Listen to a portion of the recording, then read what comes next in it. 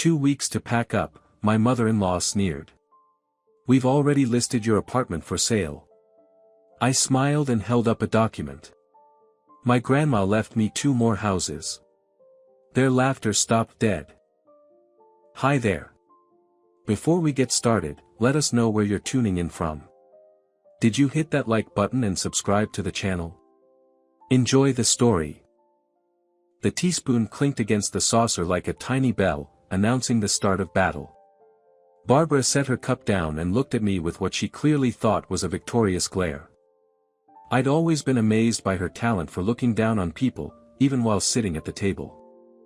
Rachel, you've got 2 weeks to pack, she declared with a smug smile, straightening her shoulders. We've already listed your apartment for sale. Silence fell over the kitchen. April's sunlight streamed through the window, casting warm reflections on the old mahogany cabinet that had stood there since my grandmother's time. Around the table sat Barbara's son, Adam, and his pregnant wife, Ruby. Ruby looked awkward, while Adam's eyes darted around like a kid caught cheating on a test. We've made our decision, Barbara went on, spreading some papers across the table. Adam and Ruby need to prepare for the baby. They deserve a proper home. And you? Why would you need such a big place all to yourself? You can rent something smaller. Your greed betrayed you, Barbara, I said, feeling a cold bead of sweat roll down my back beneath my shirt. You forgot one important detail. Don't get smart with me, she snapped, her voice rising as she nervously fidgeted with the string of fake pearls around her neck. This is a family apartment, and we make the decisions here. I stared into my teacup, watching the leaves swirl in the water.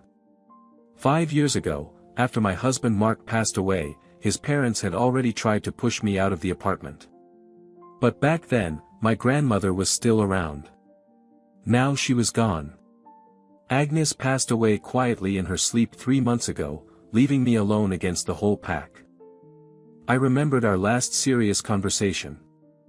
It was a February evening. Snow was falling slowly outside. Grandma sat curled up in her armchair under the blanket I'd knitted for her 70th birthday. Rachel, her voice was soft but steady, remember what I told you about the documents. Don't forget. They'll come for the apartment as soon as I'm gone. Grandma, don't talk like that. Listen to me carefully. The apartment is in your name, that's a legal fact. But for them, it'll never be enough. They'll try to prove it was a mistake, that I was losing my mind, she chuckled. But I wasn't, Rachel. In fact, I made sure everything was airtight. Barbara slammed her hand on the table, yanking me out of the memory. We'll give you compensation, of course. 200,000. That should keep you going for a while, she said in a tone like she was offering me a royal gift. Ruby nervously stroked her round belly. In her eyes, I caught a flicker of doubt, maybe even sympathy. But she stayed silent, going along with the group. Rachel, come on, Adam finally spoke up. This is what's best for everyone. The baby needs a real home. The baby? I echoed, standing up. Hold on a second. I left the kitchen and headed to Grandma's study, where she kept all her paperwork in an old desk. I knew exactly what I was looking for. She'd sorted everything into folders, labeled each document, and even left brief instructions. Old school. Everything in its place. When I came back to the kitchen holding a dark brown folder, Barbara was pointedly checking the gold watch on her wrist. Are we supposed to sit here all day? We've got a meeting with the realtor. I smiled and pulled a document from the folder. My grandmother left me 2 more houses. Their laughter stopped instantly, like someone had hit the mute button. What are you talking about?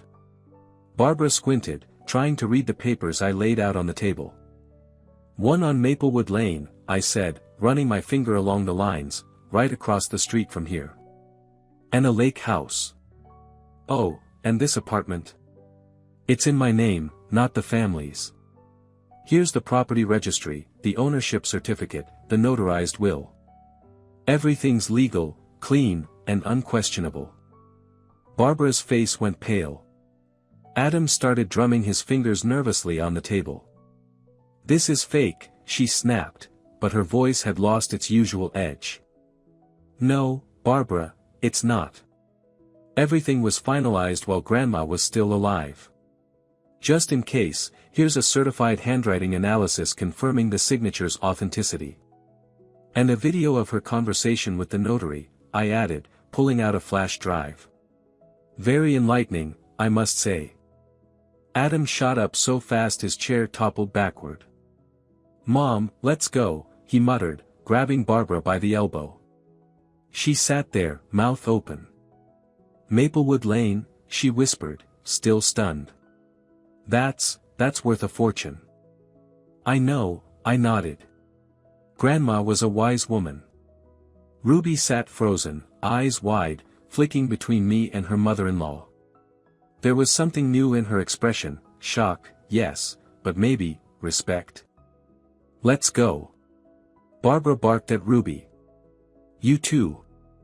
But as the three of them turned toward the door, I gently touched Ruby's arm. "Maybe stay. We could talk." Barbara yanked Ruby's sleeve, but Ruby suddenly straightened up. "I'm staying. I need to rest," she said quietly but firmly, slipping her arm free. "Rachel and I are going to talk about the baby." "As you wish," Barbara hissed through her teeth, and she and Adam left, slamming the door behind them. Now it was just the two of us.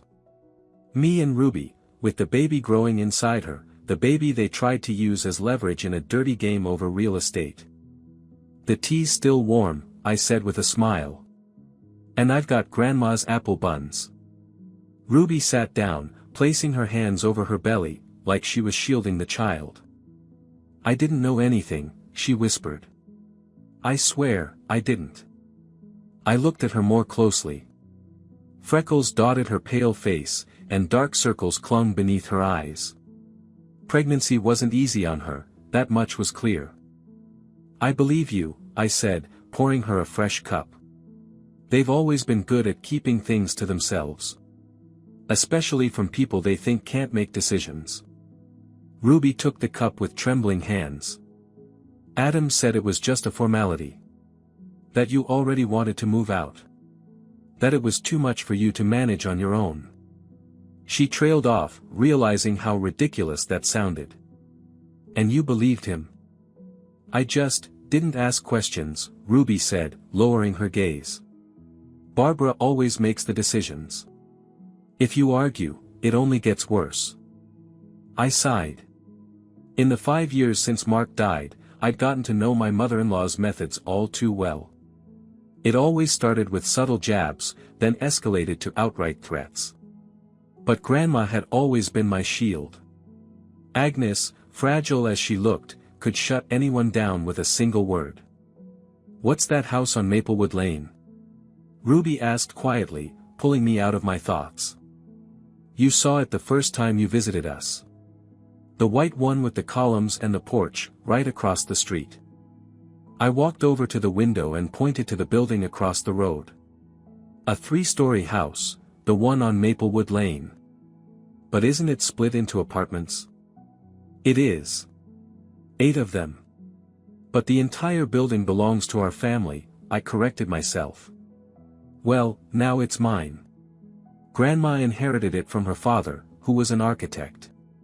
In the 20s, he almost went bankrupt, but some old connections saved him. Then came the war, then rebuilding. Long story." Ruby looked at me, then back at the house, wide-eyed. "And she never told anyone all these years?" "After someone tried to take that house, and our apartment, from her, she became extremely cautious.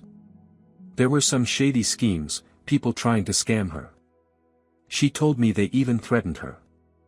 After that, she stopped talking about her properties and was very careful about who she trusted." "And she chose you?" "She did," I said, returning to the table and picking up a bun. "Grandma always said I was the only one in the family who saw a home as a place to live, not as something to cash in on." We sat in silence for a moment. A car drove by outside. Someone in a neighboring yard was talking loudly. Normal city life continued, oblivious to the drama unfolding in our kitchen. "What are you going to do now?" Ruby asked, taking a bite of her bun. "With the houses?" I shrugged. "First, I'll sort out the paperwork, pay the taxes and fees. Grandma kept everything in perfect order, but I still need to get familiar with it all. By the way, a few of the apartments are empty. They need some work, of course." Ruby suddenly tensed up, like she was bracing for a blow. "Are you going to kick me out now? After all this? Barbara won't forgive me for staying." I looked at her, confused. "Kick you out? From where?" "From our apartment. It's Barbara's, technically. Adam and I are only allowed to live there under the condition that—" She trailed off, searching for the words. "That you do what she says," I finished for her, and Ruby nodded. "God, she really keeps you on a tight leash. Adam says we don't have a choice. He can't find a good job, he's always chasing some project that doesn't work out."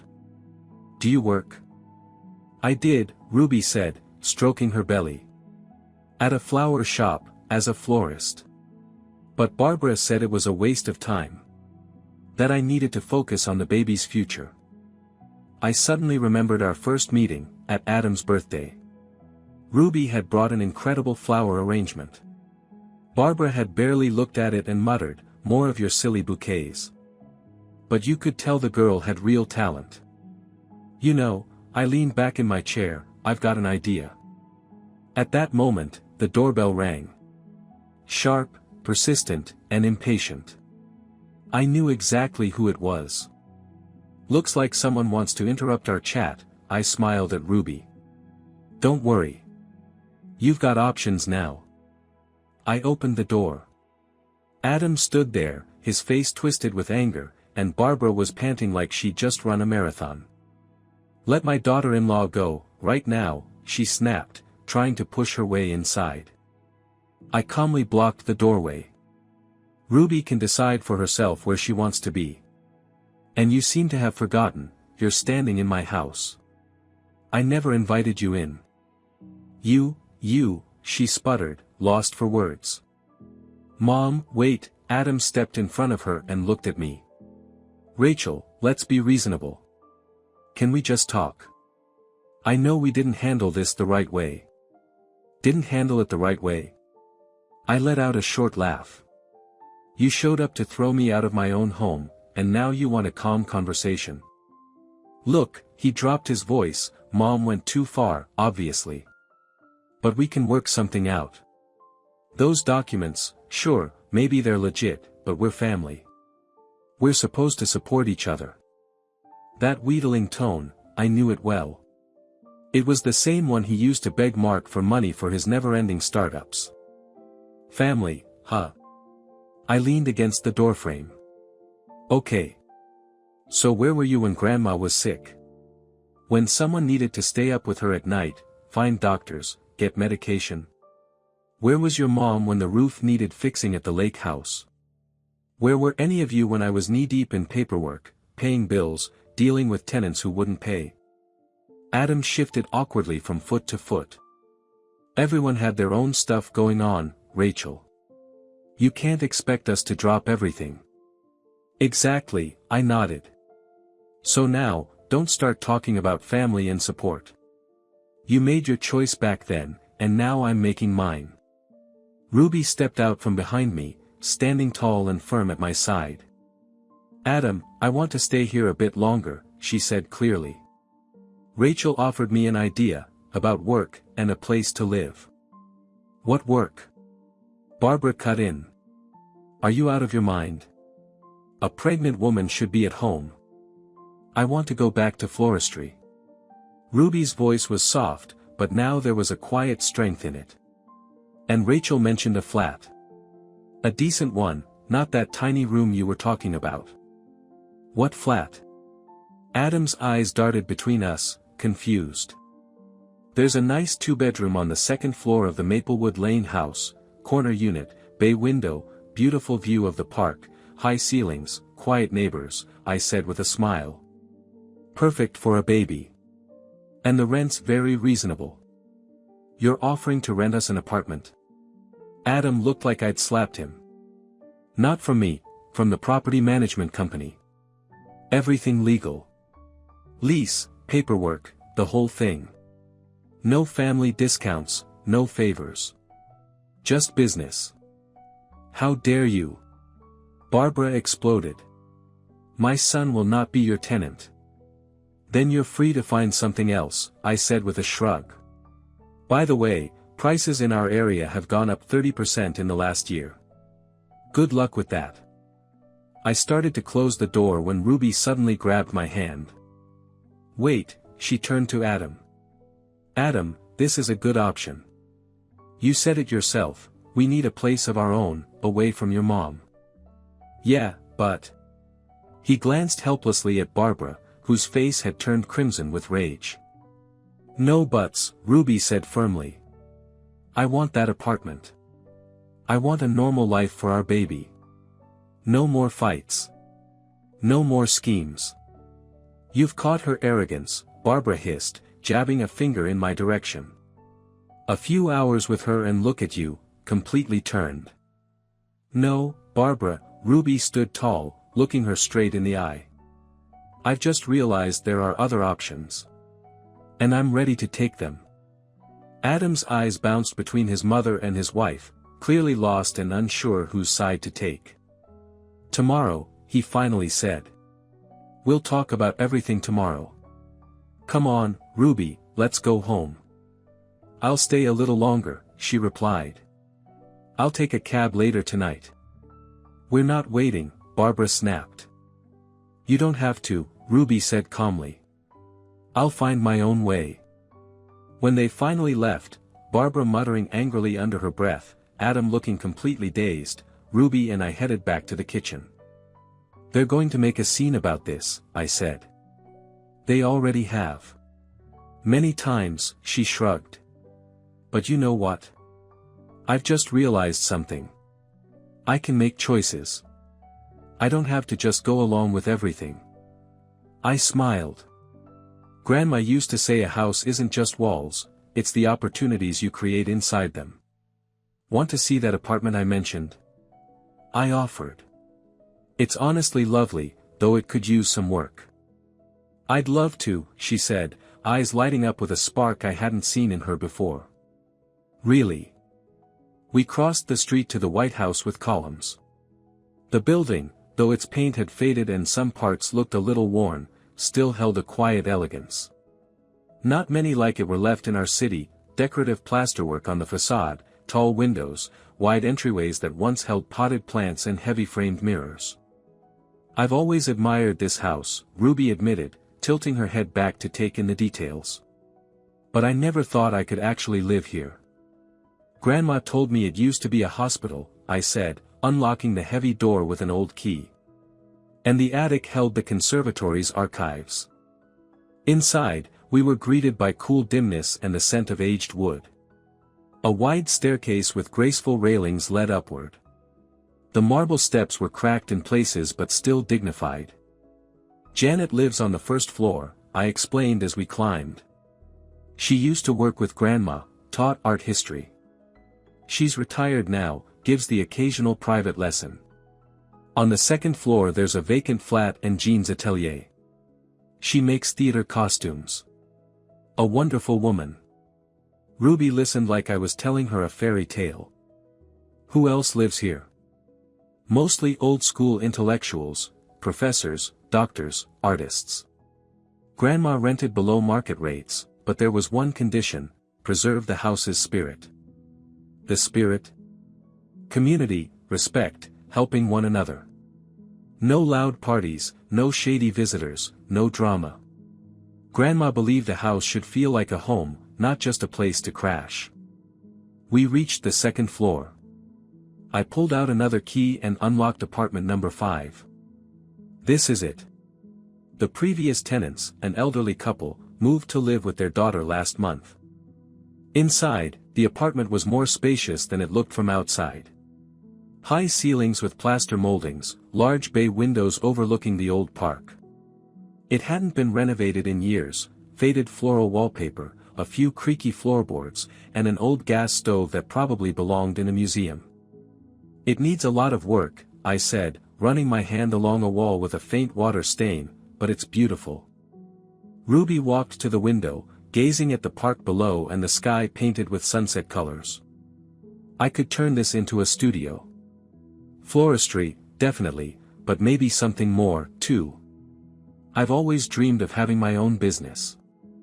That spark in her eyes was back, the glow of possibility, of something she hadn't dared to believe could be real. "So, you'd want to live here?" I asked. "Very much," she turned to me. "If it's really possible, how much would the rent be?" I named a price, about half the market rate. Ruby gasped. "But that's nothing for a place like this." "Grandma's policy," I smiled. "People first, not profit. Of course, there are a few conditions. 1-year lease, renewable. Renovations are your responsibility, and you'll need to be part of the community. Join in. Help your neighbors when needed. We hold a monthly tenants meeting to discuss anything house-related." Ruby stared out the window, thoughtful. "You know, this feels like the adult life I imagined as a kid. A home of my own, kind neighbors, work I love. And Adam? How do you think he'll react?" Her expression darkened. "I don't know. He's complicated. Depends on what his mom says." "You said he hasn't been working?" "Yeah," Ruby sighed. "It's been 3 years now. First it was some kind of IT startup, then he tried real estate, then crypto. Now, who knows? Barbara gives him money, but only for what she approves of." "Then," I said, placing a hand gently on her shoulder, "listen, Ruby, this is your decision. I'm not getting involved in your relationship. But if you choose to live here, the apartment's yours. With Adam, or without him." She flinched slightly. "You think it might be without him?" "I think you deserve to have a choice. Always." We walked around the apartment, tossing around ideas for how it could be transformed. Ruby was full of energy, talking about where to place furniture, which colors to use, where her floral workspace could go. When she spoke about the future nursery, her voice lit up with so much excitement that I realized, she'd already moved in, at least in her mind. Then we stopped by Jean's place, the neighbor on the same floor. A graceful woman in her 60s with neatly styled silver hair welcomed us into her home-turned studio. Fabric rolls hung everywhere, mannequins stood in corners, and sewing patterns were spread across a large table. "So you're our new landlady," she said with a warm smile. "Agnes always said she'd leave the house in good hands." "I'm just trying to live up to her trust," I replied, introducing Ruby. "A florist?" Jean perked up as soon as she heard Ruby's profession. "How wonderful. I'm working on costumes for a play right now, we need floral elements. Maybe you could help with ideas?" The two of them dove into a conversation about stage costumes and floral design, and I watched Ruby transform before my eyes. She wasn't the timid, unsure woman I'd met just hours earlier, she was a professional, someone whose opinion mattered. By the time we said goodbye to Jean, Ruby was glowing. "She offered me a chance to collaborate," she said, almost breathless, as we stepped outside. "I haven't done anything like this since college." "And you were worried," I smiled. Back at my apartment, I ordered a cab for Ruby. While we waited, she turned to me and asked, "What about the lake house?" "An old country house," I said. "It's closed up now, needs a major renovation. Grandma used to spend every summer there, at least until the last few years. She always said the air there was something special. It would be amazing to fix it up again," Ruby said dreamily. "It's so good for kids to spend time in nature." The cab pulled up, and we said our goodbyes. Ruby hugged me. It caught me off guard, but it felt real. "Thank you," she said quietly, "for showing me there's another way to live." After she left, I sat alone in the kitchen, sorting through Grandma's papers, thinking about how strangely the day had turned. That morning, I was being kicked out of my own home. By evening, I was offering an apartment to the wife of the man who tried to evict me. Grandma would have laughed. She always said life loved its twists and turns. The phone rang around 11 p.m. I thought it might be Ruby, but the caller ID showed Samuel, Grandma's lawyer. "Rachel, I'm sorry for calling so late," he said, sounding tense. "But there's something I need to tell you, something that can't wait. Barbara and her son came to see me today. They asked about contesting your grandmother's will." I let out a slow breath. "Not surprising. On what grounds?" "They claim Agnes wasn't of sound mind when she signed the papers. That she was coerced. The usual stuff," he said. Then paused. "But they don't have a case, Rachel. Your grandmother planned everything thoroughly. We've got medical evaluations, video recordings of her meetings with the notary, witness statements. It's airtight." "Thanks, Samuel. I figured they'd try." "There's one more thing," he continued. "They brought up a pregnant woman.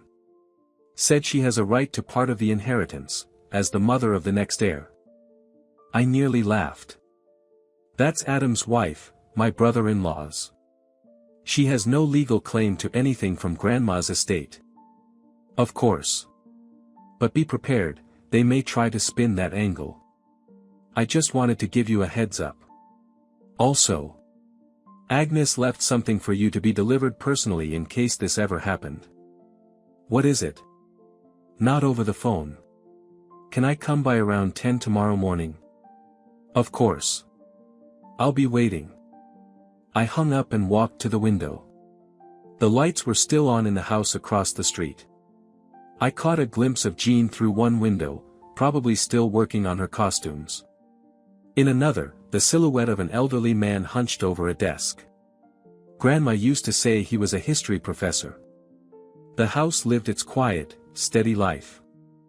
I stood there, staring at the windows, wondering what surprise Grandma had in store for me. What had she prepared? And what was waiting for me in the coming days, once Barbara launched a full-on war over the inheritance? The phone rang again. This time, it was Ruby. "Rachel, I'm sorry for calling so late," her voice trembled. "Things are tense here. Barbara's furious. She says she'll throw me out of the house, that I'm a traitor. Adam doesn't know whose side to take. Are you okay?" I asked, concerned. "Yeah, just a little scared. She's yelling that she'll cut Adam out of the inheritance if he supports the idea of the apartment." "And Adam? What does he say?" "Nothing clear. One minute he agrees with her, the next he says we should think it over. I don't know what to do." I closed my eyes for a moment. Grandma's face flashed in my mind, calm, wise, with that faint smile at the corners of her lips. What would she do right now? "Ruby, do you have somewhere to stay tonight? Maybe a friend?" "I do, a coworker from the flower shop. But I don't want to drag anyone into this." "Then come here. I have a guest room. Spend the night, and we'll figure things out in the morning with a clear head." "Really?" Hope crept into her voice. "Of course. I'll be waiting for you." I ended the call and went to prepare the guest room. My mind was already working through tomorrow's to-do list. Samuel would arrive with whatever secret Grandma had left for me. Then I needed to meet with the building manager to finalize details about Ruby's apartment. I also decided to call some business contacts, maybe one of them could offer Adam a real job. A proper one, not another sketchy scheme. Tomorrow would be busy. But for the first time, I felt confident. Grandma hadn't just left me houses. She'd left me a chance to change lives. Mine, and others.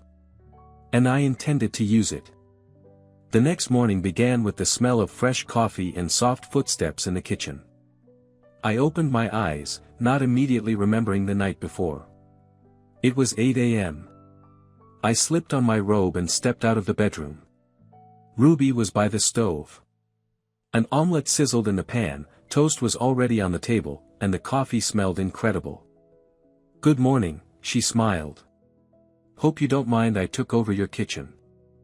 "Not at all," I said, sitting down and watching her move with surprising ease. "I had no idea you could cook like that." "Grandma taught me." Ruby served the omelette. She was a cook in a nursing home. Always said a good morning starts with a good breakfast. We ate in a cozy silence, watching the city wake up through the window. The day looked sunny, despite the lingering April chill. "How are you feeling?" I finally asked. "Better," Ruby said, stirring her coffee thoughtfully. "Adam called 3 times last night. First he yelled, then he begged me to come back, then he suggested a compromise." "And what did you say?" "Nothing definite. I told him I need time to think." "He's not used to that," she said with a faint smile. "Normally I just agree right away, or stay quiet. But this time I said what I wanted." There was surprise on her face, like she was just realizing her own strength.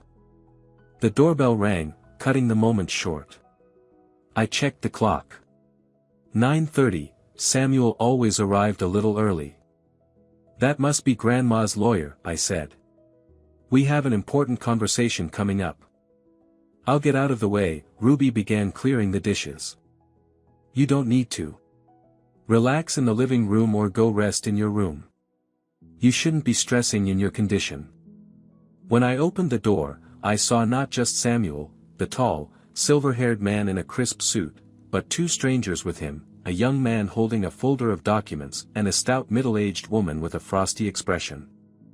"Good morning, Rachel," Samuel said tensely. "Apologies for the unexpected company. These are representatives from the Inheritance Dispute Committee. They insisted on coming along." I instantly understood what kind of committee this was. Barbara had wasted no time. "Come in," I said, stepping aside to let them through. We gathered in the living room. Ruby gave me a questioning look, then quietly slipped away to the guest room. "So," began the woman, who introduced herself as Celeste, a specialist in inheritance disputes, "we've received a formal claim regarding possible irregularities in the drafting of Agnes Blake's will. The petitioners allege that she was under pressure and mentally unfit to make sound decisions." "And who are the petitioners?" I asked, though I already knew. "That's confidential," Celeste snapped, but Samuel stepped in. "Barbara and Adam Gray," he said firmly. "And we all know this is complete nonsense. Agnes had evaluations from 3 independent medical boards confirming her full mental capacity. Documents can be forged," Celeste shot back. "So can credentials," Samuel replied sharply. "May I see your ID?"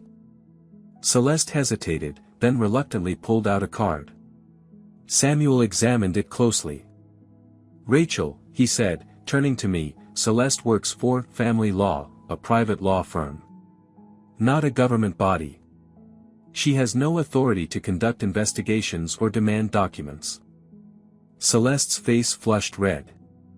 "We're acting in the interest of the family," she argued. "We have every right to request case materials." "Through the courts," Samuel replied coolly. "If you believe the will is invalid, file a lawsuit. In the meantime, I'm asking you to leave my client's home." The young man with Celeste looked thoroughly uncomfortable. He didn't even open his folder. "Let's go, Celeste," he said quietly. "We need to file an official complaint first." Celeste gave me a sharp, bitter look but got up anyway. "We'll be back," she warned. "With a court order." Once the door shut behind them, Samuel let out a weary sigh. "Sorry for the scene, Rachel. They cornered me outside the building and practically forced their way in." "It's okay, Samuel. I figured Barbara wouldn't back down quietly." They might still try to sue, he warned, but they don't have a leg to stand on. Agnes was extremely thorough. He pulled a thick envelope from his briefcase. This is what I mentioned yesterday. Your grandmother asked me to give it to you personally, if any trouble with the will ever came up. I took the envelope. In Grandma's handwriting, it said, Rachel. Open when the time comes. What's in it? I asked.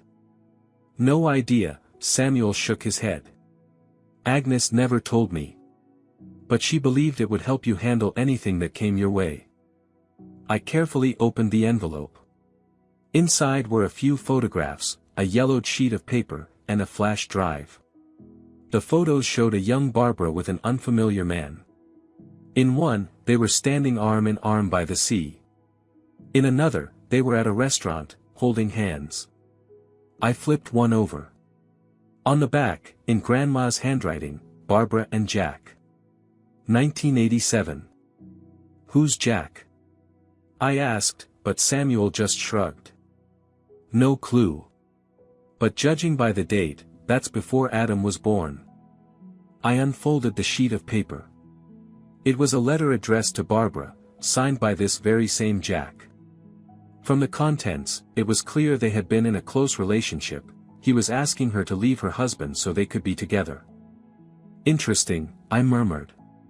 So Barbara had an affair. Looks like your grandmother kept all this as a kind of insurance, Samuel suggested. Check the flash drive. I powered on my computer and plugged it in. There was an audio file. I hit play, and immediately heard Grandma's voice. Rachel, if you're listening to this, it means Barbara has decided to challenge my will. I expected it. She's always been greedy, for money, for property, even though she tries to hide it behind talk of family values. On this drive, you'll find a recording I made 5 years ago, just after Mark's death. That was the first time Barbara tried to lay claim to our apartment. I recorded our conversation without her knowledge. It wasn't a nice thing to do, but it was necessary. I think you'll be most interested in the part where she admits that Adam may not be the son of her legal husband. That explains why she's so desperate to secure his future, guilt. Use this information wisely, Rachel. I'm not telling you to blackmail her, but if you need to protect yourself, don't hesitate. One more thing. On my 80th birthday, I voluntarily underwent a full psychiatric evaluation. The report is also on the flash drive, in the Documents folder. I was of sound mind and clear judgment when I wrote my will. I knew exactly what I was doing. Take care of yourself, my girl. And remember, homes should bring people together, not tear them apart. The recording ended, and the room fell silent. Wow, Samuel finally said. Agnes really thought of everything. As always, I nodded, feeling a lump rise in my throat. She was always one step ahead. Just then, Ruby peeked hesitantly into the room. Sorry, she said quietly. I didn't mean to eavesdrop, but I overheard something about Adam. I sighed. Things were becoming more complicated by the minute. Come in, sit down, I said. This involves you too. Ruby perched on the edge of the couch, one hand resting protectively over her belly. So Adam might not be his father's son. She said it in a near whisper, like she was afraid the walls might hear. Looks that way, I replied, handing her the photos. Seems like your mother-in-law was living a double life. Ruby stared at the pictures for a long time, then looked up at me. You know, that explains a lot. Barbara's always been obsessed with the idea that Adam deserves more than everyone else. That he's somehow special. Now it makes sense. Guilt, I nodded. And what are you going to do with all this? Ruby asked. I paused to think. Grandma had handed me a powerful card to play against Barbara.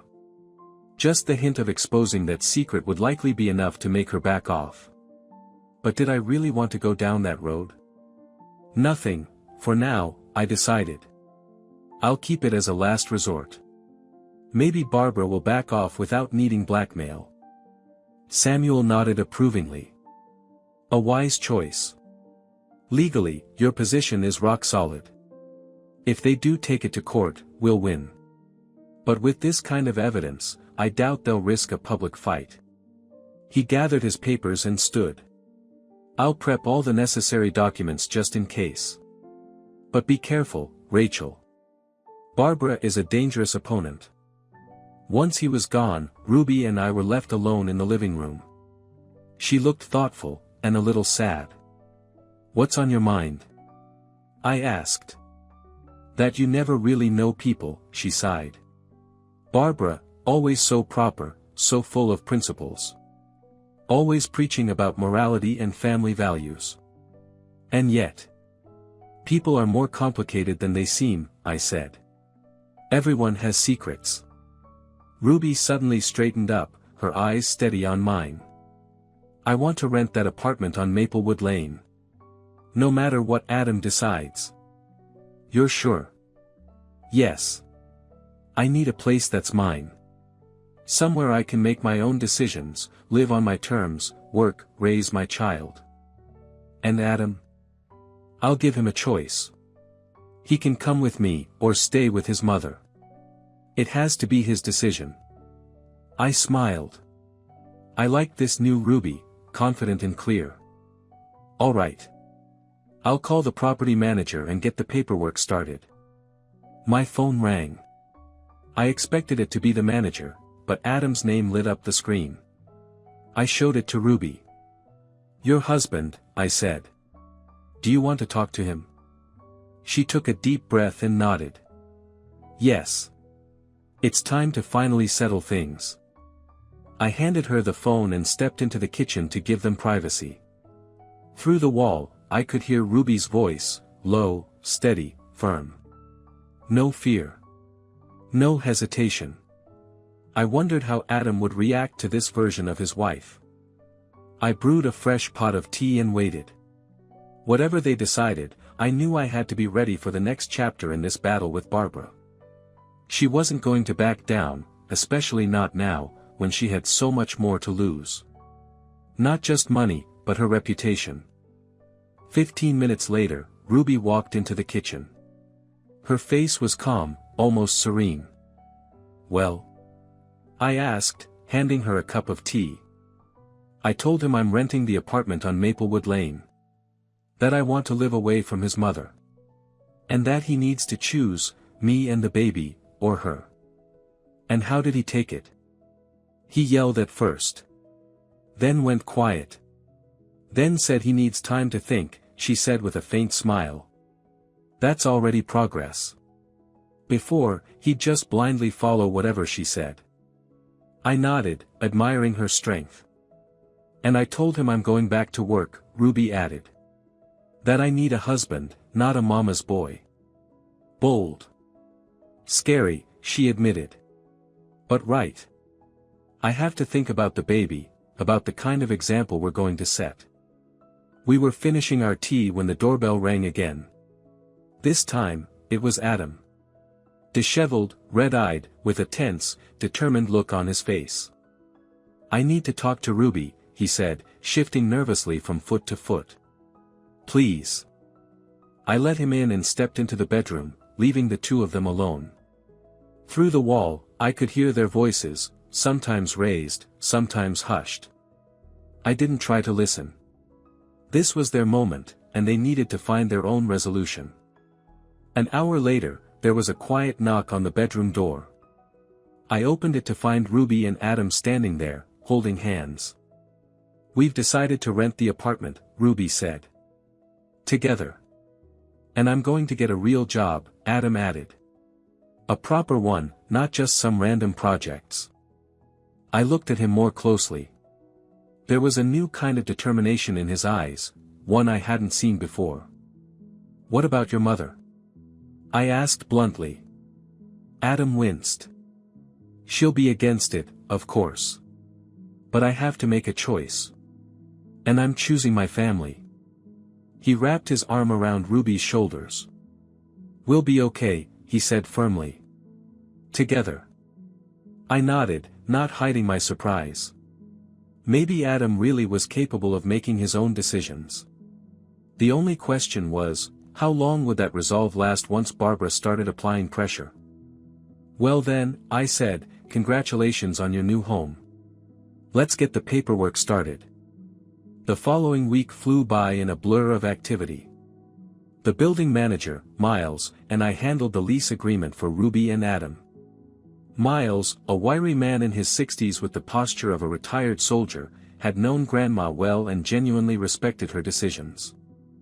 Agnes was one of the wisest women I've ever met, he said as he neatly filled out the forms in his precise handwriting. I remember when some thugs tried to take this place from her, she didn't flinch. Went straight to their leader and said something. Never found out what, but they left us alone after that. She always had a way with people, I said, thinking back to how she resolved conflicts between tenants, neighbors, and even family, with calm, dignity, and a firm hand. Your relatives not giving you trouble anymore? Miles asked, clearly referring to Barbara and her entourage. Quiet for now, I shrugged. But that doesn't mean they've given up. Miles let out a dry chuckle. Probably regrouping for the next move. People like that don't give up easily. He wasn't wrong. Even though it had been a week since Adam and Ruby decided to move out and no new drama had surfaced, I could feel it, Barbara was planning something. She wasn't the type to lose quietly. Meanwhile, Ruby and Adam had started fixing up the apartment on Maplewood Lane. I gave them money for supplies as a housewarming gift, and they dove into the project with real energy. Well, mostly Ruby did. At first, Adam looked completely out of his depth. He'd never done any kind of home renovation before. I don't even own a hammer, he admitted sheepishly when we were making a shopping list for tools. Then it's time to get one, Ruby said firmly. Time to become a real man. There was no bite in her words, just gentle encouragement. And to my surprise, Adam didn't take offense. In fact, I saw something new in his eyes, excitement, curiosity, the drive to learn. I helped them plan the work. Grandma had taught me a lot about renovation, and I passed it on. We picked out wallpaper, paint, and tiles for the bathroom together. Adam, who used to shrug off anything home-related as a waste of time, now studied catalogs and DIY websites like a man on a mission. You know, he told me one day while we were checking the floorboards, I never realized how satisfying it is, to build something that's your own. Better than trading crypto, I teased. More honest, he replied, surprisingly serious. More real. That same day, Adam called a contractor friend all on his own to schedule a window replacement. No prompting from Ruby. No help from me. He just picked up the phone and got it done. Meanwhile, Ruby had started reviving her floral design business. Jean, the neighbor with the costume atelier, not only commissioned her for flower arrangements for stage costumes but also introduced her to the director of a small theater looking for a set designer for an upcoming show. I'm going to have my own business, Ruby said dreamily, spreading sketches out across my kitchen table, where she and Adam were still living temporarily during the renovation. First event styling, then maybe even a little studio. There was a fire in her eyes I'd never seen before. Pregnancy wasn't slowing her down, it seemed to give her more energy. She said the baby kicked more when she worked with flowers, like he was cheering her on. And Barbara? I asked one evening, cautiously. Does she know about your plans?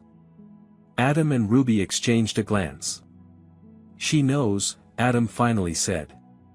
I went to see her 3 days ago. Told her everything. And how did she take it? She yelled at first. Called me a traitor. Said you'd brainwashed me, he hesitated, she blames you for all of it. Then she tried the guilt trip, said I was abandoning her, leaving her alone in her old age. Then came the threats, said she'd cut me off from the inheritance. And you? I told her I don't need her inheritance.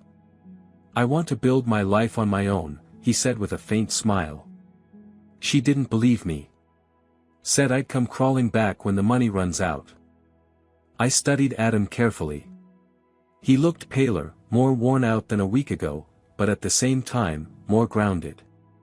More grown up.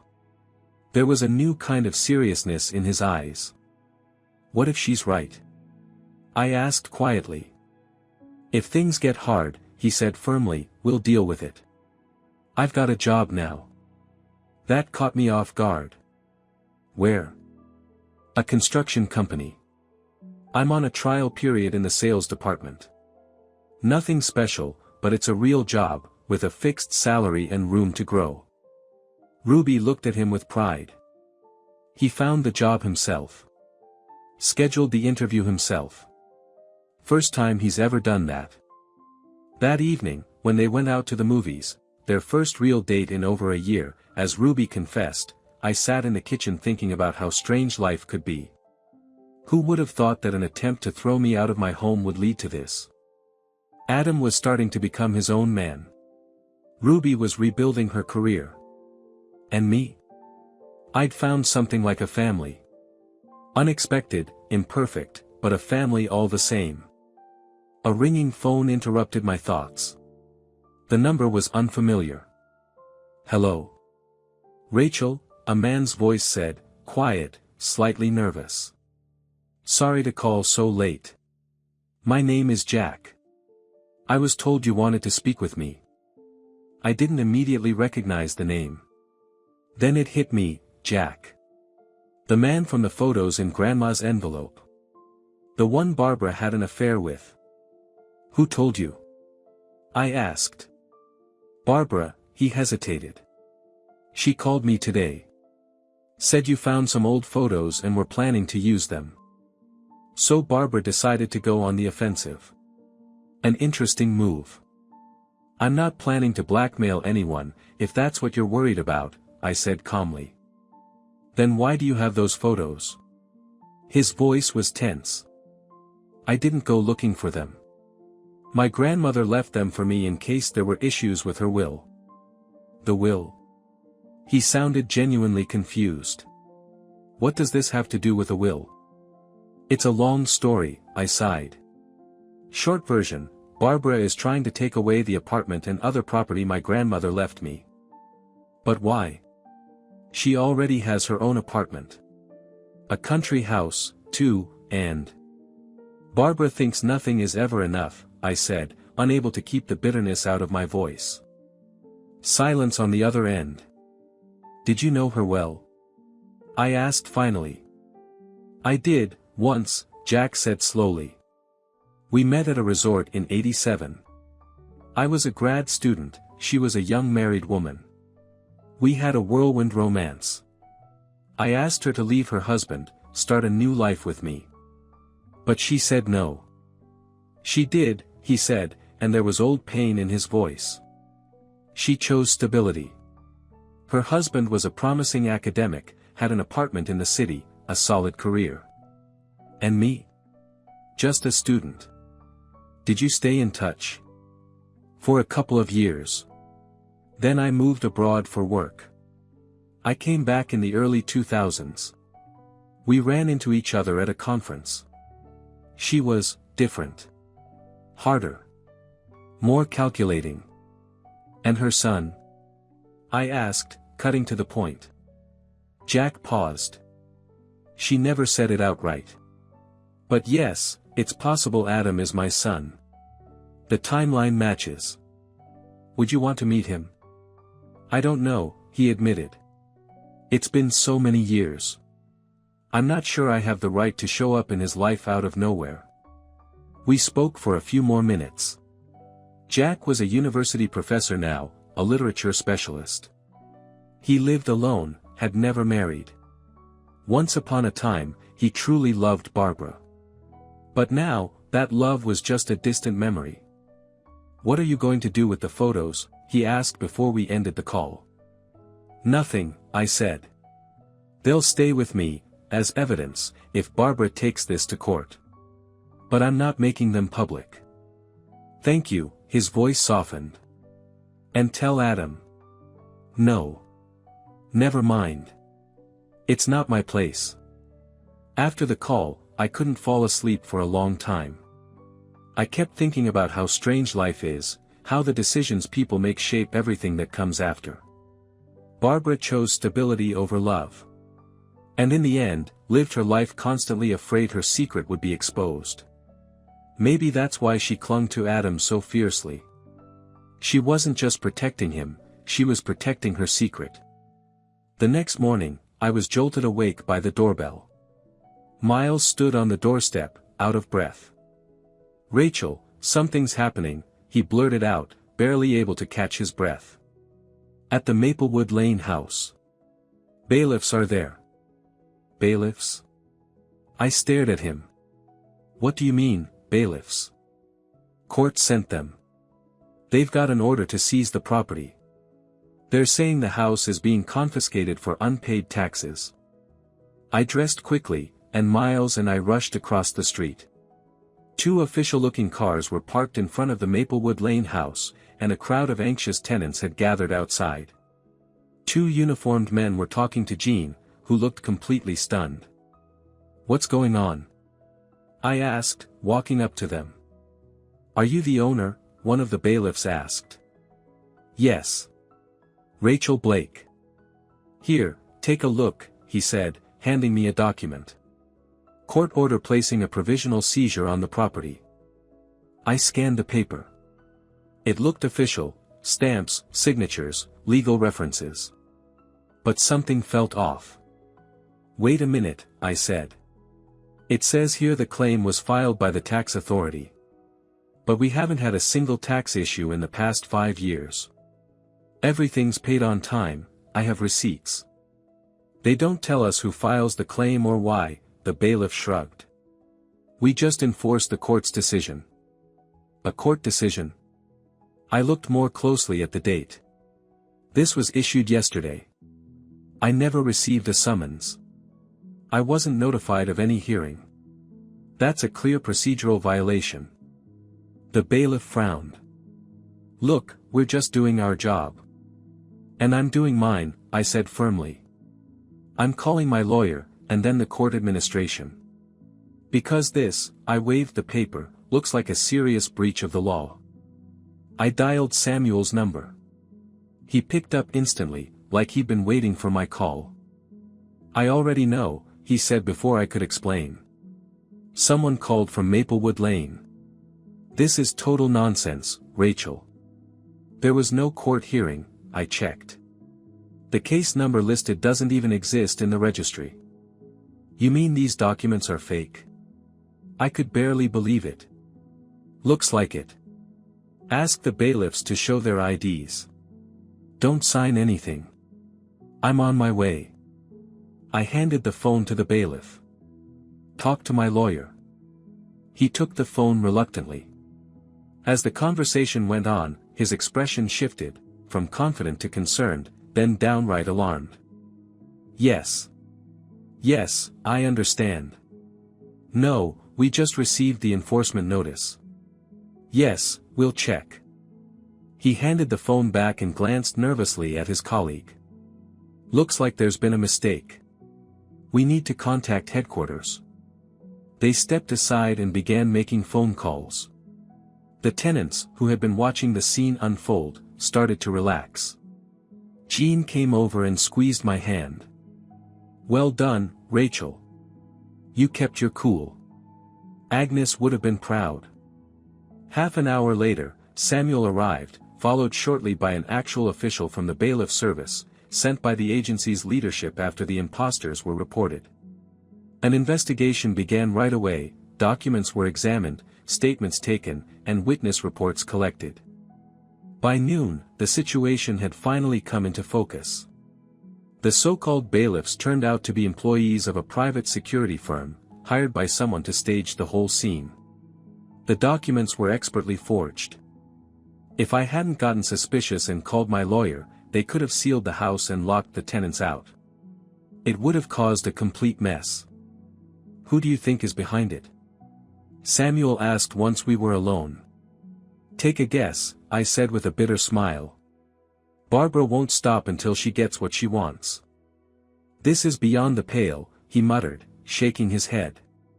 "Forged legal documents, impersonating law enforcement, this could be a criminal case. Can you prove she was involved?" "Unlikely. I'm sure she used intermediaries. But we've got the fraud on record, that's what matters."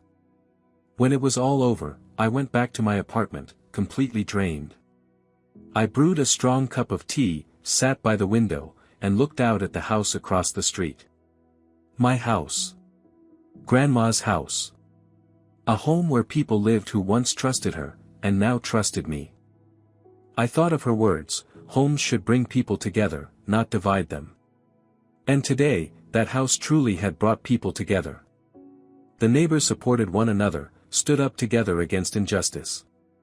Maybe that was Grandma's plan all along, not just to leave me valuable property, but to pass on this spirit of unity and mutual care. My phone buzzed. A message from Ruby. "We heard everything. Are you okay? We're on our way, with pizza and something to calm the nerves." I smiled. Yeah, I was okay. Because I wasn't alone anymore. That evening, when Ruby and Adam showed up with the promised pizza, we settled in the kitchen, and I told them everything. About Jack's call, the fake bailiffs, the forged papers. Adam listened in silence, his brows furrowed, an unfamiliar look growing in his eyes, a mix of guilt and determination. "This was all my mother," he said when I finished. "No doubt in my mind. She called me this morning, speaking in riddles. Said things would change soon, that I'd regret my choices. She's not going to stop," I sighed. "At least not anytime soon." "We have to do something," Ruby said, placing a protective hand over her belly like she was shielding their future child from it all. "This has gone way too far." Adam stared out the window as the sky darkened. Then, suddenly, he stood up, shoulders squared with purpose. "I'm going to talk to her. Really talk. Just me and her." "Are you sure?" Ruby asked, worried. "She'll try to manipulate you. Push your buttons." "I'm not that boy she used to control," Adam said, his voice steadier than I'd ever heard. "This circus has to stop." Ruby and I exchanged glances. We'd never seen him so resolute. "All right," I nodded. "But don't lay all your cards on the table just yet." And I hesitated. "There's something else you should know." "What is it?" I looked to Ruby for support. She gave me the slightest nod. "It's about your father," I said gently. "What about him?" Adam tensed. "He died 10 years ago." "I mean, the man you thought was your father may not have been your biological father." The room fell into heavy silence. Adam looked at me like I was speaking another language. "What? What do you mean?" I told him about the photos, the letter, the conversation with Jack. I chose my words carefully, trying to soften the blow, but the truth still hit like a punch. With each sentence, Adam's face grew paler. "That can't be true," he finally whispered. "My mom would never." "Adam," Ruby said gently, taking his hand, "we all make mistakes. And we all deserve." "Deserve what?" He yanked his hand away. "To be lied to. To live in a lie for 30 years. He got up and began pacing the kitchen, back and forth like a trapped animal. "If this is true. If Jack is really my father. Why didn't she tell me? Why would she hide it?" "Maybe she was afraid," I said softly. "Afraid of judgment. Of losing everything." Back then, divorce was frowned upon, and having a child with another man. And Jack. Does he know? Adam stopped, his gaze lost and confused. "He suspects," I admitted. "But your mother never told him directly." Adam sank into a chair and buried his face in his hands. "My whole life," he murmured. "She drilled into me the importance of honesty, of principles, of tradition. And the whole time." Ruby walked over and wrapped her arms around his shoulders. This doesn't change who you are, Adam. You're still you. And we love you, me and the baby, not for who your parents are, but for who you are. He lifted his head. His eyes were glassy with tears. I have to know the truth, he said quietly. All of it. And I need to hear it from her. Tomorrow, Ruby said firmly. You're too shaken right now. We all need to sleep on this. Adam called his mother and arranged to meet her the next day. We stayed up a little longer, going over how the conversation might go. Then Adam and Ruby headed to the guest room, and I stayed in the kitchen, alone with my thoughts. A strange mix of emotions swirled in me. On one hand, I hated being the bearer of such painful truths. On the other, it felt like things were finally moving toward resolution. Like a wound that had been festering for years was finally ready to open, hurting, yes, but finally healing. The next morning, Adam looked focused and determined. He put on his best suit, not the flashy, freshly pressed one he used to favor, but a simple dark blue that made him look older, more serious. Are you sure you want to go alone?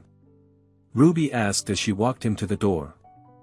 I'm sure, he said, kissing her. This is something I have to do by myself. After he left, Ruby admitted she was nervous. Barbara's a powerful woman, she said. She's controlled Adam his entire life. I don't know if he can stand up to her now. He's changed, I said. In the last 2 weeks, he's become someone new. I know, but... Ruby twisted the end of her braid nervously. What if she finds a way to get back into his head? To distract ourselves, we kept busy. I sorted through Grandma's old files, organizing receipts and contracts. Ruby worked on sketches for her theater flower arrangements. Time dragged on, and there was still no word from Adam. Should I call him? Ruby asked around 2 in the afternoon, unable to sit still any longer. Let's wait a little longer, I said. Conversations like this can take time. But by 3 p.m., we were both pacing. Ruby finally dialed Adam's number, no answer. His phone went straight to voicemail. She left a message, then started walking anxiously around the apartment, eyes flicking to the window every few seconds. Something's wrong, she said. I can feel it. We need to go. Go where? To Barbara's. I know the address. I hesitated. On one hand, Adam had made it clear he wanted to handle this on his own. On the other, Ruby looked genuinely worried, and in her condition, stress was the last thing she needed. All right, I said. Let's go. No harm in just checking in.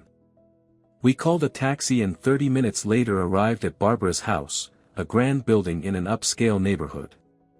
We took the elevator to the 5th floor and rang the bell. The door was opened by the housekeeper, an older woman with a permanently displeased expression. Mrs. Gray isn't seeing anyone, she snapped, already starting to close the door. Wait, Ruby stopped her with a hand, we're looking for Adam. He was supposed to be here. There's no Adam here, the woman frowned. And he hasn't been here today. What do you mean he hasn't? Ruby went pale. He left to see his mother 4 hours ago. Mrs. Gray has been alone all day. She has a migraine. She's not seeing anyone. The woman tried to shut the door again. We need to speak with her, I said firmly. This concerns her son. Patty, who's at the door, came Barbara's voice from deeper inside the apartment. It's Ruby and some other woman, the housekeeper called back. They're asking about Adam. Footsteps approached, and Barbara appeared in the hallway, wearing a silk robe, her hair and makeup perfectly done. For someone with a migraine, she looked remarkably composed. You, she sneered at me. And you, she added, turning to Ruby. What do you want? Where's Adam? Ruby asked directly. He went to see you this morning. Me? Barbara raised her brows in feigned surprise.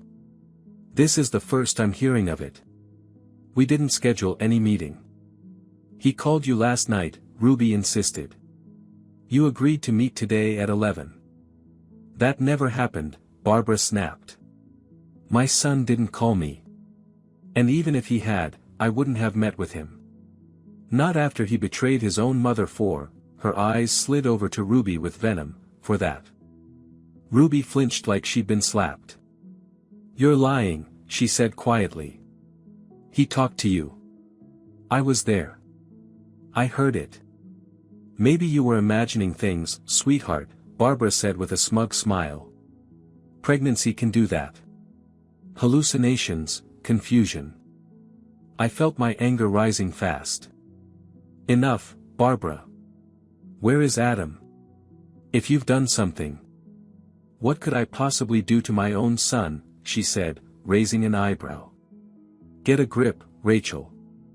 You've clearly lost your mind with all this inheritance drama.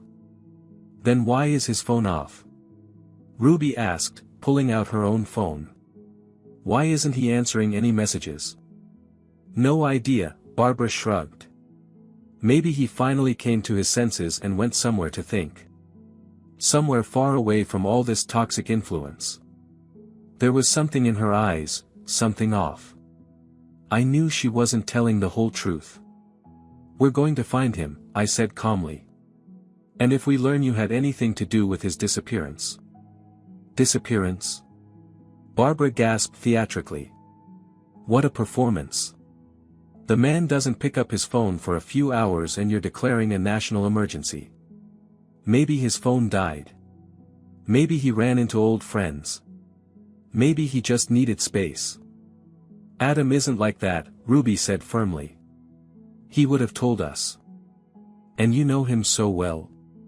Barbara replied with a poisonous smile. You've been married for 2 years. I raised him for 30. Trust me, he's full of surprises. We're leaving, I said, taking Ruby's hand. She was visibly shaken, and I could tell this exchange had drained her. But we will find Adam. And if you know something. I don't know anything, Barbara snapped. And I suggest you stop bothering me. I have enough influence to cause you real problems. She slammed the door in our faces. We took the elevator down and stepped out onto the street. Ruby looked completely drained. She knows where he is, she said with conviction. I'm sure of it. Something's not right. Adam would never just disappear without telling me. I believe you, I said, squeezing her hand. Let's think. Where could he have gone? We sat on a bench across from Barbara's building and began going through possibilities. Friends. Adam didn't have any close friends, just business contacts he hadn't spoken to in a while. Family. The only nearby relative was an aunt in the suburbs, but they hadn't seen each other in years. Work. He had just started his new job, hadn't even officially started yet. Maybe he did go to see her, but she turned him away and he needed time to clear his head, I offered. He could be sitting in a cafe somewhere, or walking through a park. Maybe, Ruby said thoughtfully. But why is his phone off? He knows I'd be worried. Just then, her phone rang. An unknown number. Ruby snatched it up. Adam? She listened for a few seconds.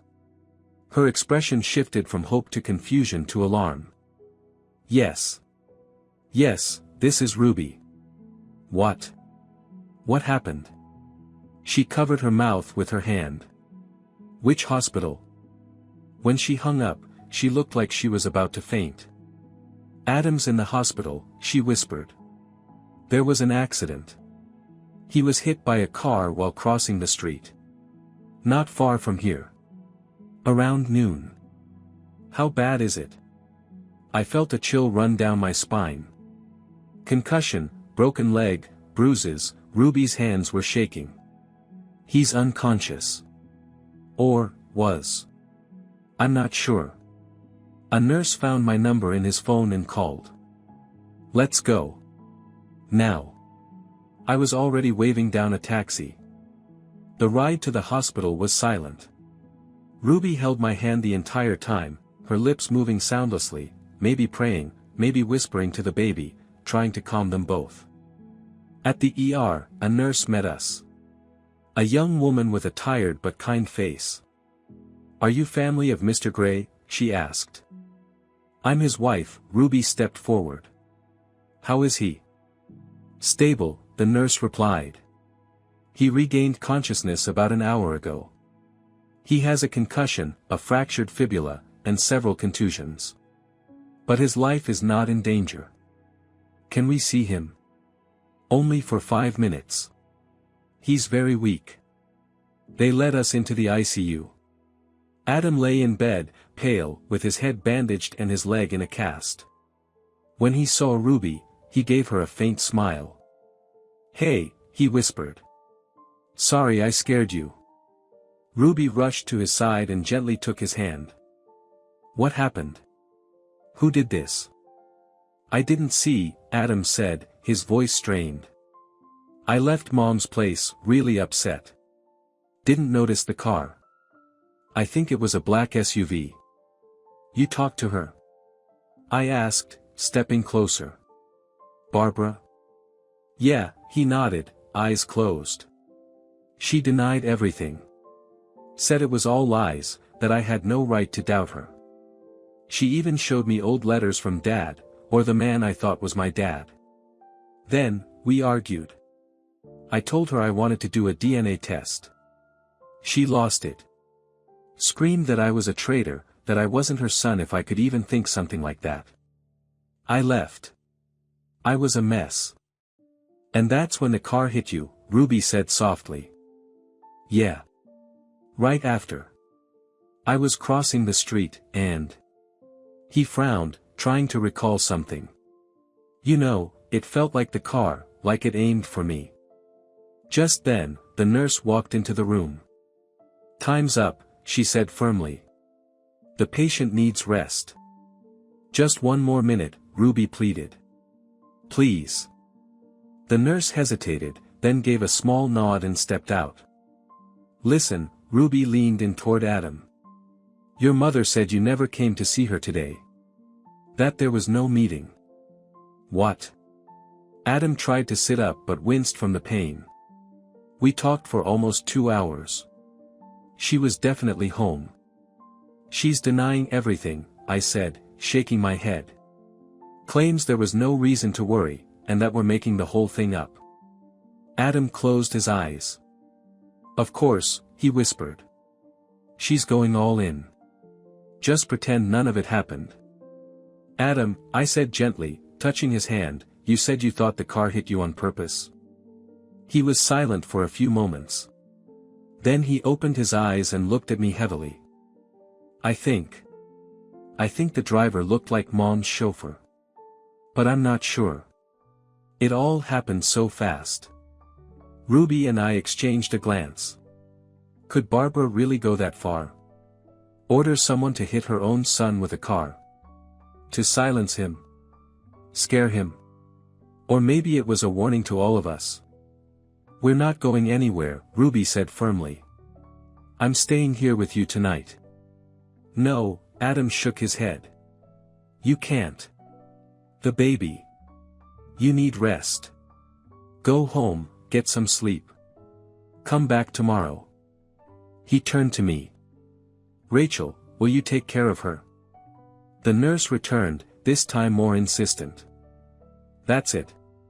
Visiting hours are over. He needs to rest." We said goodbye and stepped out of the room. Ruby was pale, but steady. "Do you think it was her?" she asked as we left the hospital. "Do you think Barbara ordered the hit?" "I don't know," I answered honestly. It's hard to believe someone could go that far. Against their own child. But if it's true. Ruby wrapped her arms around herself, like she was cold, though the evening was warm. If she really did this. What are we supposed to do? "First, report it to the police," I said. "About the hit and run, about Adam thinking he saw her driver. Let them investigate." "She'll deny everything," Ruby said bitterly. "And she'll get away with it. Not necessarily, I replied, pulling out my phone. The city's full of surveillance cameras. If the hit was caught on video, if we can get a license plate.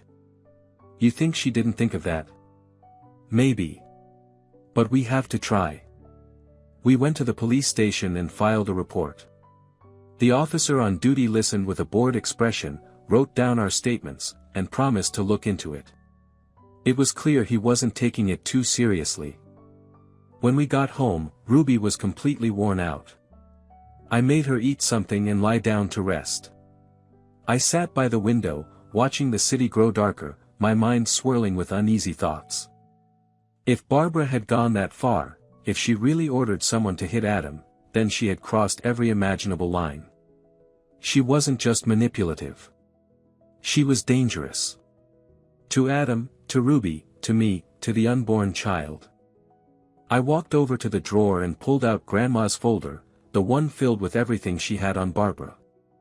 Maybe it was time to use it. But what if it only made things worse? The phone rang, cutting through my thoughts. Unknown number. Hello? Rachel, a man's voice asked, familiar, but not recent. It's Jack. We spoke a few days ago. Yes, I remember, I said, tension rising in my chest. Is something wrong? Barbara called me, he said. She sounded strange. Rambling about Adam, about the accident. I thought maybe you could tell me what's going on. Adam was hit by a car, I told him. He's in the hospital. And there's reason to believe it might not have been an accident. There was a long, heavy silence on the other end of the line. Are you suggesting? Jack began, but didn't finish the thought. I'm not claiming anything, I said carefully, but Adam thinks the driver might have been Barbara's chauffeur. Oh God, Jack exhaled. What has she come to? Do you know where she is now? Home, I think. When she called, she said she'd locked herself in and wasn't letting anyone in. She was saying strange things, about being betrayed, not being able to trust anyone. That she'd take care of everything herself. A chill ran through me. What do you mean, take care of everything? I don't know, he admitted. But she didn't sound well. I thought you should know. Just in case. Thanks for the warning. And one more thing, Jack hesitated. I'd like to visit Adam, if that's okay. I think it is, I replied, surprised. Do you plan to tell him? I'm not sure, he said again. But I need to see him. Even from a distance. Just to know he's alright. Visit tomorrow at City Hospital. Visiting hours are 2 to 5. Thank you, his voice trembled slightly. And please, take care of yourselves. All of you. Barbara's not herself right now. I hung up and sat in silence. Take care of everything herself. What did that mean? What else could she be planning? I walked to the guest room and quietly cracked the door. Ruby was fast asleep, curled on her side, one hand resting over her belly as if shielding her baby even in her dreams. I closed the door gently and went back to the kitchen. Whatever Barbara was plotting, I needed to be ready. For all of them. The morning began with an early call from Samuel. And the news was disturbing. Barbara had filed 3 lawsuits, one to invalidate Agnes's will, one to declare me an unfit heir, and one to strip Adam and Ruby of their parental rights. The baby hadn't even been born yet. This is legal nonsense, the lawyer reassured me. But she included a letter from some psychiatrist friend claiming Ruby is unfit to raise a child. And the hearing is set for next week. That fast? I asked in disbelief. Connections again. The judge assigned to the case is an old friend of Barbara's. Ruby and I headed to the hospital to see Adam, only to be met with another unpleasant surprise. A security guard stood at the entrance to his ward and refused to let us in. The patient's in serious condition, he said flatly. Visits are restricted for medical reasons. Thankfully, A nurse we knew waved us over discreetly and explained what was going on. Barbara had arrived that morning with some high-ranking official from the health department. After their visit, a new order had been issued, only the mother was allowed to visit Adam. "He's very upset," the nurse added, and slipped us a folded note from Adam. "Mom got temporary guardianship over me, claiming I'm incapacitated from the injury. It's total nonsense, but she's got pull. She's trying to move me to a private clinic. Don't let her. I'm afraid she's using this to get to the baby. Just remember, I love you, and I'm fully sane. Be careful." We knew we had to act fast. Through one of Grandma's old friends, we got in touch with Professor Whitman, a renowned neurologist, respected, unshakable, and impossible to buy off. "I'll be at the hospital within the hour," he promised. "And if Adam's as sound as you say, I'll write a report that'll crush any guardianship attempt." At the hospital, we faced resistance from the administration. But once Professor Whitman arrived, the doors opened. He conducted a thorough exam of Adam in the presence of the chief physician and delivered his conclusion loud and clear. "I can state with full confidence, the patient is fully oriented, his reasoning is intact, memory unaffected.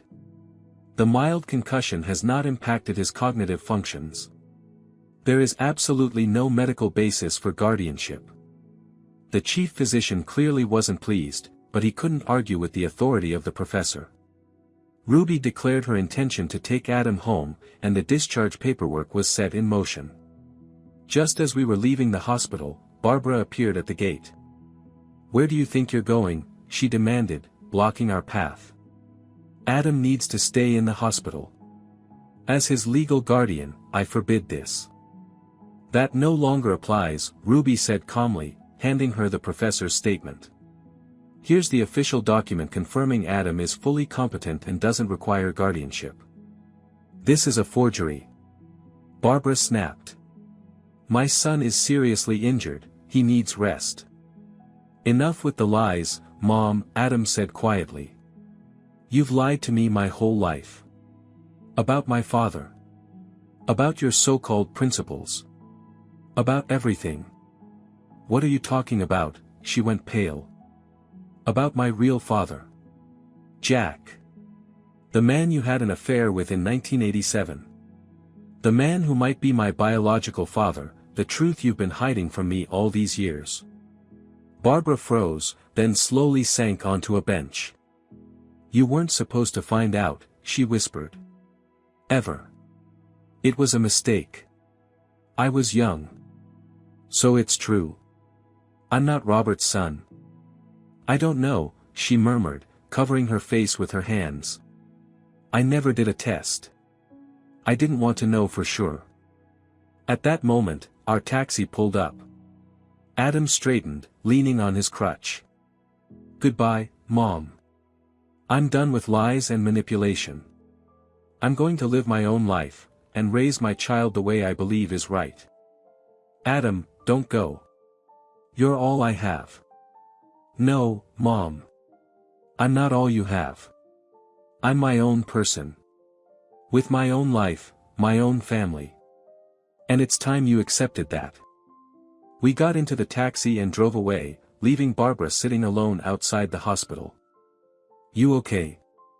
Ruby asked softly, taking Adam's hand. "I don't know," he answered honestly. "But for the first time in 30 years, I made a decision for myself. And that feels freeing." When we arrived at my apartment, it hit me, the circle had closed. Exactly 2 weeks had passed since Barbara stood in my kitchen and told me I had 2 weeks to get out. Life has a strange sense of humor sometimes. 6 months passed. Autumn slowly gave way to the first chill of winter. Leaves from the maple trees in the Maplewood Lane courtyard blanketed the ground in a patchwork of gold and red. I stood at my window, watching as warm lights flicked on across the street. It had become a ritual, watching the sunset while looking at the house Grandma entrusted to me. The second-floor apartment with the bay window facing the park looked completely different now. Adam and Ruby had finished the renovation by the end of summer, just before their son, little Finn, was born. A strong baby boy with bright, thoughtful eyes. They transformed the space completely, light-colored walls, large windows without heavy curtains, polished wooden floors with a soft matte finish. The nursery was painted in soft sky and ocean tones, with a custom-built wooden crib and a rocking chair where Ruby nursed her baby. A knock at the door pulled me from my thoughts. Jean stood there, holding a large box. "Rachel, sweetheart," she said, smiling, "I brought a pie. Fresh from the oven, mushroom, the way your grandmother loved it." I accepted it gratefully. "Are you going to see the baby?" Jean asked. "I'm heading over too. I made a rattle for Finn, out of different fabric scraps." "Of course. Just let me grab a coat." We stepped into the Maplewood Lane house together. The hallway smelled of fresh paint, the recent renovation had just been completed. New tiles lined the floor, the banisters had been restored, and the old mirrors and antique frames had been returned to their place. It gave the building a sense of quiet dignity, not grand or showy, but warm, lived in, and full of character. Adam met us on the second floor. He looked more mature now, with a neatly trimmed beard just starting to show hints of gray. He no longer needed a crutch, though he said his legs still ached when the weather turned damp. "Come in," he greeted us warmly. "Finn just went down for a nap, but Ruby will be glad to see you." The apartment was filled with the scent of fresh baking and the unmistakable feeling of home. Ruby was sitting in a chair by the window, sorting flowers for a new arrangement. When she saw us, she stood and hugged each of us. Motherhood had made her even more beautiful, not the polished kind you see on magazine covers, but something deeper, a glow from within. "I'm so happy you came," she smiled. "I'm just finishing a project for the theater, then it's tea time. And Finn should be waking up soon." We gathered in the kitchen, where sleek modern appliances stood side by side with a beautifully restored vintage sideboard. Adam brewed tea in the large porcelain teapot I'd given them as a housewarming gift, and we settled in for a slow, easy conversation. "How's work going, Adam?" Jean asked. "Do you enjoy it?" "Very much," he nodded, clearly enthusiastic. "I never imagined construction could be so interesting. Right now we're working on restoring historic buildings downtown, giving them back their old charm, but with modern comfort." "And your bosses? Still giving you a hard time?" I asked, remembering how tough it had been for him to adjust to being managed after so many years on his own. "Sometimes," he admitted with a grin, "but the team is great. I'm learning a lot. Actually, the director hinted I might be getting a promotion by Christmas, leading my own crew." "That's wonderful," I said, genuinely happy for him. We caught up on everyone's news. Ruby's floral work had become such a hit with the theater that they offered her the chance to design for all the premieres next season. Jean had been commissioned to make costumes for a historical film. The renovation on the lake house was complete, and we could finally spend weekends there. "And you, Rachel?" Ruby asked. "How's the new project coming along?" "It's growing," I smiled. "The catering business is expanding. We've moved beyond corporate events to weddings, anniversaries. And I just hired 2 new team members, young culinary students. Talented kids who just need a chance." "Just like Grandma," Adam said. "She always gave people a chance." I nodded, feeling a wave of gratitude for Agnes. "She taught me the most important thing: see people as people, not as tools. Help them not for gain, but because that's just what you do." A soft cry came from the bedroom. Finn was awake. Ruby stood up, but Adam beat her to it. "I'll get him. You rest." A moment later, he returned holding the baby. Finn, sleepy and warm, looked around the room with curious eyes. You could see pieces of both parents in his little face, but there was something else, too. Something all his own. "Oh, what a handsome boy!" Jean gushed. "Such a little man already." "Yeah, he's got quite the personality," Adam said proudly. "Stubborn and curious. I watched him holding his son, carefully, but confidently, and the way he spoke to him. Calm, respectful. And I couldn't help but think how different he was from the spoiled, immature man he'd been just 6 months ago. Fatherhood had awakened something real and deep inside him. When Ruby took Finn to feed him, Adam and I stepped out onto the small balcony. He'd quit smoking when the baby was born, but every now and then he allowed himself one cigarette, for soul-to-soul talks, he liked to say. "You know," he said, looking out at the evening city, "I saw Jack recently." "Really?" I was surprised. I hadn't known they'd met after everything that happened in the hospital. "Yeah. We went to an art museum, then had coffee. Talked about books, life. Turns out, we actually have a lot in common." "Did you do the test?" I asked gently. "Yes," Adam nodded. "He's my biological father. It's confirmed now." "How do you feel about that?" "Weird," he admitted with a small smile. "But also good. Like I found a piece of myself that had been missing. You know, he always suspected, but he never interfered in my life. He respected my mom's choice." "And Barbara? Have you spoken with her?" Adam's face turned serious. "She's called a few times. First, she threatened. Then she cried, begged, pleaded. A month ago, she sent a letter. A real one. Handwritten." He pulled an envelope from his pocket. "Here. Want to read it?" I took the letter and carefully unfolded the paper. "Dear Adam, I'm sorry for everything.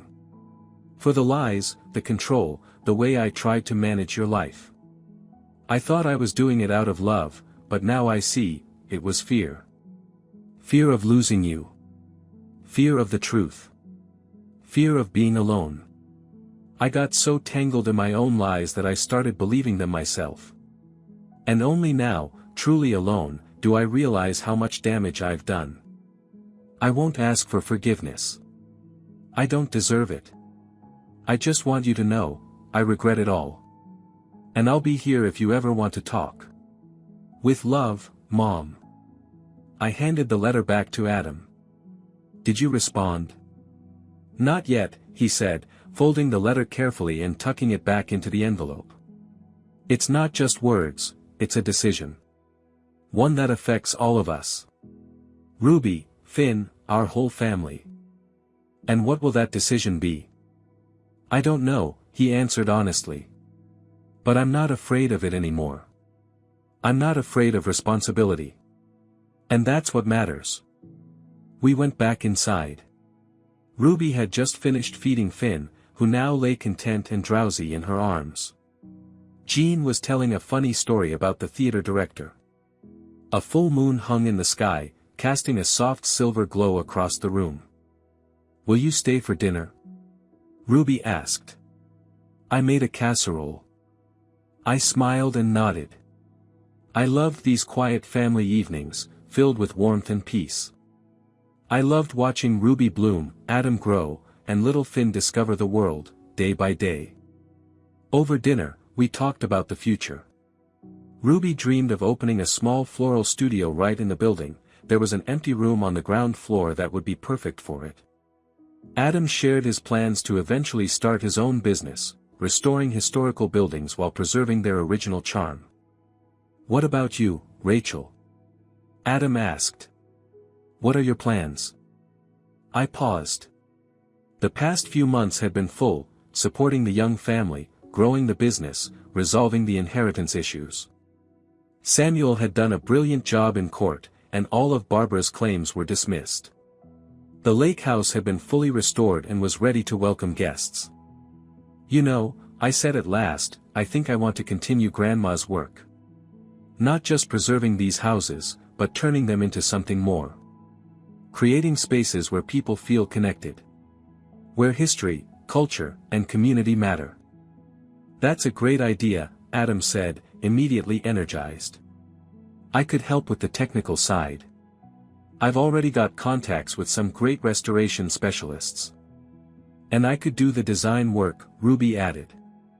Make the spaces warmer, more beautiful. And just like that, over dinner, a new project was born, Homes with History. We decided to start with the Maplewood Lane house, restore the facade, bring back the historical details, and turn the basement into a music studio for local kids. Then we'd move on to the Lake House, turning it into a summer retreat for artists, writers, and musicians. A place to live, work, and be inspired by nature. Agnes would have loved this, Jean said as we said goodbye at the door. She always used to say a true home isn't just walls, it's people coming together to build something that matters. Yes, I agreed. She was right. As always. Crossing the street back to my apartment, I stopped halfway and looked back at the white-columned house. Warm light glowed from the windows, soft laughter floated from an open window. The house was alive, full of quiet dignity, just as it had been for generations. I thought back to that day when Barbara tried to throw me out. 2 weeks to pack, she'd said with a smug smile. 2 weeks that changed everything. 2 weeks that forced each of us to make a choice, stay the same or grow, cling to the past or build something new, destroy or create. The next morning, I woke early. Outside, the first snow was falling. Soft and weightless, it slowly blanketed the city, covering imperfections, softening edges, creating a new, clean world. I opened the window and reached out my hand, catching snowflakes. They melted instantly against my warm skin, but their cold touch felt oddly comforting. A reminder that life goes on. That it changes. That it renews. On the table was an old photo album I'd been looking through the night before. Grandma in her youth, elegant, strong, with wise eyes and a soft smile. Grandpa beside her in uniform. My parents, so young and happy, holding hands in a blooming garden. Me as a little girl, sitting on Grandma's lap, hair in braids. And a new photo, taken just a week ago. Me, Adam, Ruby with baby Finn in her arms, Jean, and the other residents of the house, all together, in front of the newly restored entrance. A new kind of family.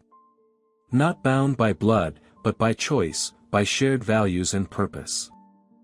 I closed the album and smiled.